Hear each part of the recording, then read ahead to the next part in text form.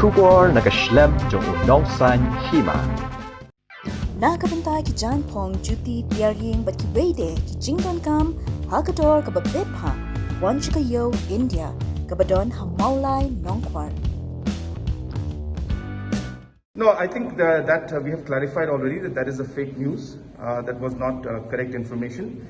We have been very clear that I think overall, as a state, as a government, and as citizens of this state and this country, we need to realize that COVID is going to be here, and the only way for us to move ahead is to be cautious and to be adaptive.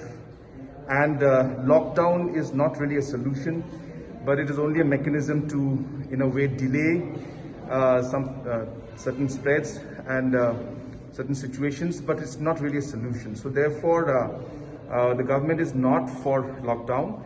But yes, I think specific containment zones and micro-containment, which we are trying to improve as we go along, because it's not always a perfectly working mechanism that will fit everybody.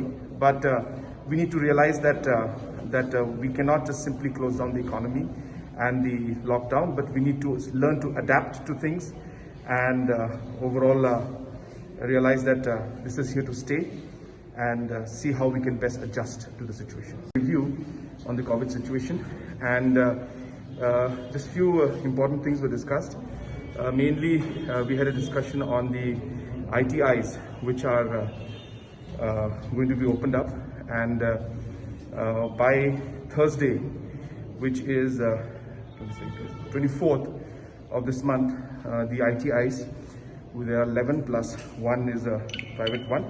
These 12 will be opened up, so protocols are being made for that. Apart from that, we also reviewed the different scenarios and different situations, especially regarding the recovery rate, regarding the death rate, also certain areas where we thought that the numbers were going up, on how to contain, how to increase the overall awareness. So all those kind of micro discussions took place. So it's like a general review, but the review of the overall situation of COVID throughout the state was taken.